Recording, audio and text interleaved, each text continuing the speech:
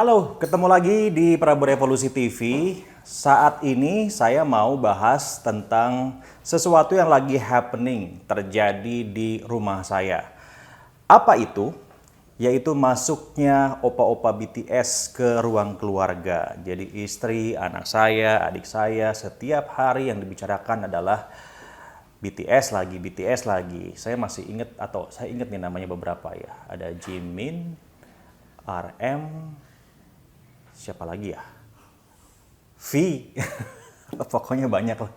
Tapi mereka itu setiap hari memperebutkan mereka. Ya, saya nggak tahu tuh kupingnya Jimin tuh merah kali diobrolin terus sampai berandai-andai kalau bisa pacaran kali ya. Lupa kalau udah punya suami.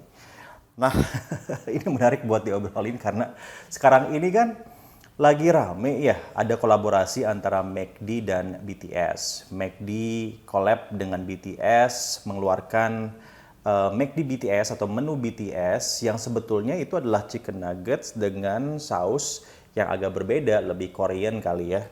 Tapi ini menjadi perhatian saya nih karena hype-nya begitu besar ya di masyarakat. Bukan hanya di sosial media tetapi juga menjadi liputan pemberitaan di mana-mana. Dan tentu ini juga menjadi menarik karena kita bisa melihatnya dari sisi bisnis, dari sisi marketing ya ala BTS dan juga McD ini. Coba kita bedah sedikit ya. Kenapa bisa sampai seheboh itu hype antara McD dan juga BTS ini?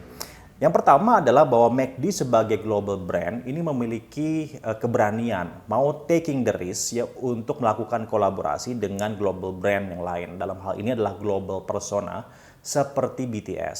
Ya kita sama-sama tahu bahwa hype BTS sekarang sedang mendunia, di mana-mana ada BTS. Bahkan yang terakhir juga HBO Reunion juga menjual komentar BTS ya yang kalau nggak salah mereka bilang bahwa mereka tuh tumbuh besar dengan menonton series Friends gitu. Jadi BTS menjadi sebuah merek global sekarang.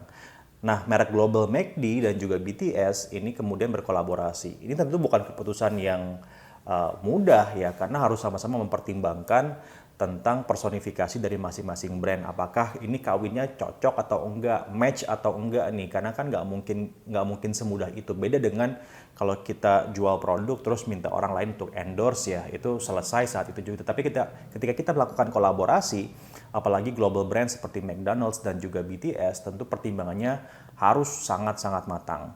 Jangan sampai nanti personifikasi yang dibawa sama BTS dan juga McD ini nggak cocok sehingga malah bisa merugikan baik secara juga bisnis ataupun juga secara entitas branding mereka sendiri. Namun ternyata hasilnya luar biasa, hype-nya begitu hebat dan di mana-mana terjadi gelombang hype ya McD BTS ini. Nah, saya ingin menyoroti bahwa bagaimana McD melihat BTS sebagai sebuah entitas merek yang memiliki fans jutaan. Nah, kolaborasi ini juga kalau kita lihat atau kita amati sebetulnya juga pernah dilakukan dulu ya, yang sangat sukses ketika global brand seperti Nike melakukan kolaborasi dengan persona global seperti Michael Jordan. Ya, muncullah brand baru atau merek baru yang namanya Air Jordan. Dan sampai sekarang itu merek masih ada, masih kuat, masih solid, bahkan fansnya itu juga terus bertambah ya, walaupun Michael Jordan-nya sudah tidak lagi aktif di NBA. Ini tentu tantangan nih untuk McD dan juga tentunya BTS ya, apakah mereka bisa sustain atau bertahan menjaga hype market McD collab dengan BTS ini. Tergantung tentunya ya, apakah McD dan BTS bisa sukses masuk ke gaya hidup lifestyle dari McD dan BTS ini ke fansnya BTS. Jadi menarik untuk kita terus perhatikan bagaimana hype ini akan bertahan lama atau tidak. Atau jangan-jangan ya ini hanya menjadi sebuah hype sementara aja begitu ya. Mungkin istri saya lebih tahu tentang ini daripada saya. Tetapi oke lah, itu menarik untuk kita sama-sama amati.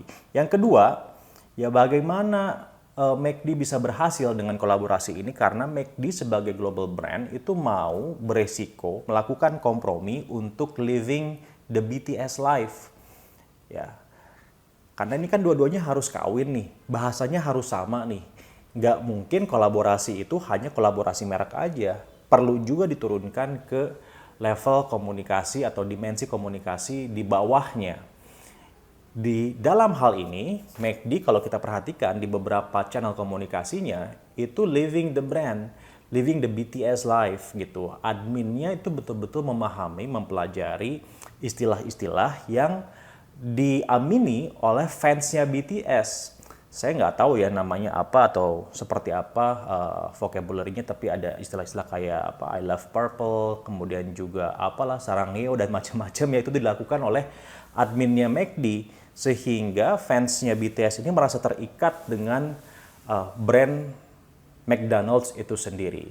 Ini menjadi PR besar bagi McD tentunya. Selain kesuksesan yang diraih adalah bagaimana McD bisa tetap menjadi merek atau brand di luar penggemar BTS. Karena tentu juga ada orang-orang yang biasa-biasa aja sama BTS. Apakah kemudian ini menjadi terganggu atau tidak? Ini juga penting untuk diperhatikan oleh McD.